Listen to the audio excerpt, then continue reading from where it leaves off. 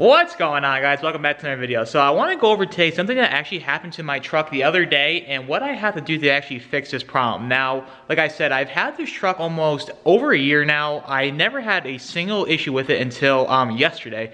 Now, what happened was I was coming home from working, I was pulling my trailer, and all of a sudden I heard a loud boom. And I was like, oh great. I thought maybe I blew the turbo or something happened like that, because the second it happened, I had no power at all. Now I'm like, great. Now I'm super busy this time. You have a million things going on. I'm like, this is the last thing I need is that my truck have something happen to it and I don't have access to parts readily like you would beginning of the year before COVID hit. Stuff's a lot harder to get now. Now what happened was when the truck went boom, I lost all power. I had nothing. I was literally just running on fuel only. I'm like, this is great. Now, like I said, at first I thought maybe I blew the turbo tie. I looked in my mirror, I didn't see any white smoke. Normally the first indication of blowing the turbo is you get a ton of white smoke. I didn't see any of that. The only thing I saw was just dumping black smoke everywhere. So I let out of it. I pulled over and I examined my truck, and I came to realize that I actually blew the cold side intercooler pipe clean off. Now what happened was when it blew off, it actually broke the throttle body as well with the pipe. So when it pulled off, there's a spider ring clip on the 20s. They actually redesigned the pipe from the 17 through 19 truck, so it's totally different. I'm gonna show you guys what I'm talking about with that, but when it blew off, it actually broke the boot, the plastic, the clip, and it actually damaged the throttle bodies. I actually called the local dealership and they actually were able to source me the parts. At first they couldn't locate them, then they were actually able to get me the new parts, which worked out well. Now I'm gonna show you guys the new parts I got. I would honestly just upgrade and get the cold side pipe through Worley because they have everything out for the 2020s, but the thing with them is their lead time currently is like 6-7 weeks, and I don't have that type of time to wait. I use my truck every day, so for now I just have to get factory options. And I got the new throttle body, I got the new cold side pipe, so let's go ahead and go over everything that happened. I put everything kind of back together because this is my only source of transportation currently. I had to go back to drive this to the dealer. Now the thing that sucks is like running on fuel only, you can only go about 45 miles an hour, so it's just like chugging along. It's about an hour drive, which totally sucked. Now, like I said, you can only go 45 miles an hour. I kind of put all this stuff back together, but I'm going to go over how to get everything off. I'm going to show you how they redesigned this pipe for the 2020 trucks as well, and just show you some of the damage to the parts that happened when it blew out. One thing too I want to mention, I don't recommend driving it without the intercooler pipes on here. Like I said, it runs very, very hot because you're getting all fuel and no air. Like I said, you roll a lot of coal, and you want to watch your edge if you do plan on driving it, to watch your EGTs because, like I said, it runs very, very hot. It's not tuned properly at all at that point. So just make sure you watch your EGTs if you want to drive it without any pipes on there or anything like that. Now, fortunately, I have some 17 through 19 parts laying around to compare them to the 20s to show how they're different. So right now, this is the cold side pipe for a 17 through 19 truck. And I'm actually thankful they were able to source this because of how new the truck is. Not probably many people have this issue. But this right here is the new pipe. As you can see, they kind of redesigned it. It looks kind of the same, but this pipe here is just known for blowouts at this boot here.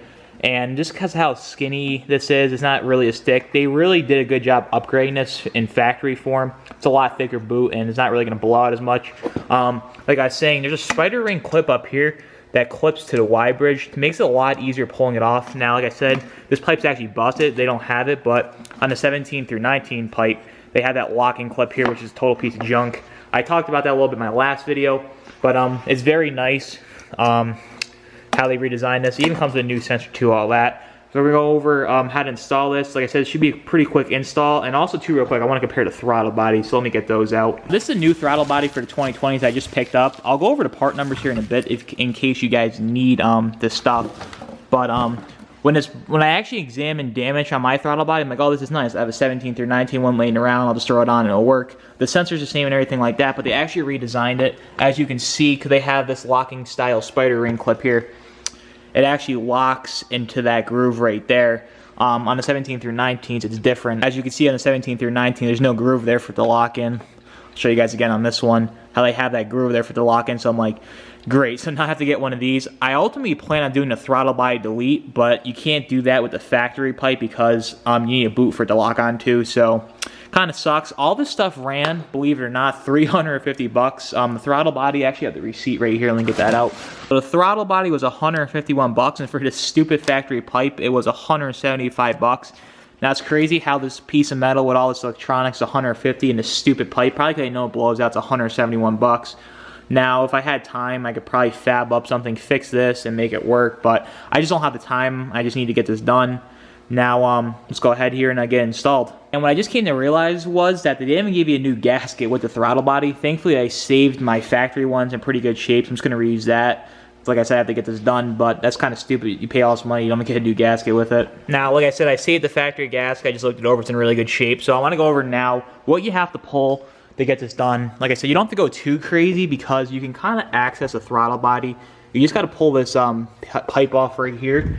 Just drop the inner fender liner so you get to the bottom a little bit to clip it on, and you should be good to go. So I'm going to go ahead here now and loosen these clamps and pull this pipe off. Now, I wanted to go over the damage to the factory parts, but what I just realized was when I went to the dealer to match them up so they can look in their catalog to get me new parts, I guess I left them there. I just called them and they said they're going to keep them for me. Now, I'm going to go pick them up in the next video and I'll show you guys the actual damage of what happened, but for now, we're just going to go over installing the new stuff. You can see the Y bridge where the actual throttle body bolts to. I'm probably going to go ahead and install the throttle body first, just so the pipe's not in the way of me putting a new throttle body on. Two, it disconnects the same way from the bottom. You just want to take a screwdriver, pry it out. The locking ring on this, or the spiderweb clip, is actually a little bit kind of tweaked from 17 through 19 trucks. It's in a very bad spot, so you just want to make sure you don't damage that taking it off if you're just replacing it in any application.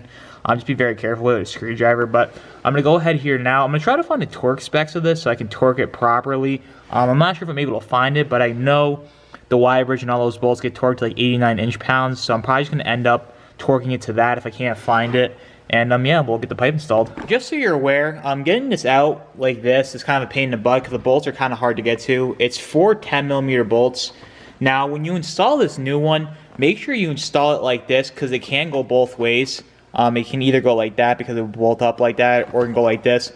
Make sure it goes in like this, sensor facing this way, so you don't run into any issues and you have to take it back off. Now just make sure you put your gasket on there. Like I said, I examined this one. It's like brand new still because the truck has like no miles. And yeah, we're just gonna get these started, put in, and then we'll install the cold side pipe.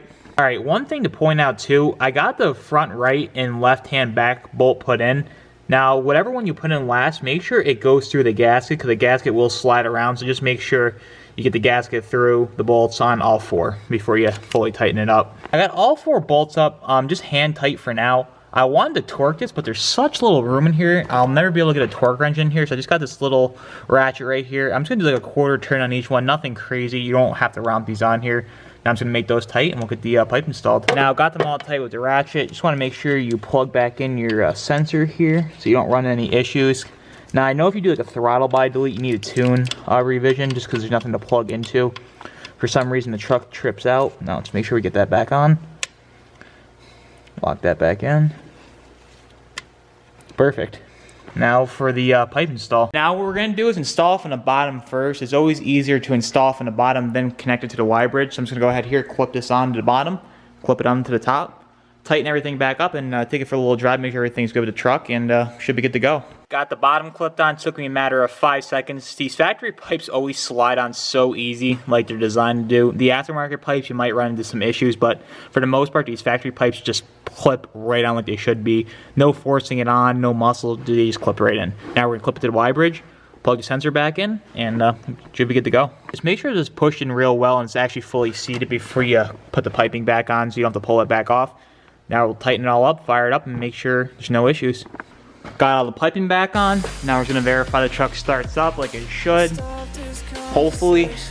Okay, I don't have time to be messing with this any longer. Just wanna get this done. Nothing's more frustrating than when your truck's down. Perfect. Just gonna double check the codes. All right, looks like we're good to go.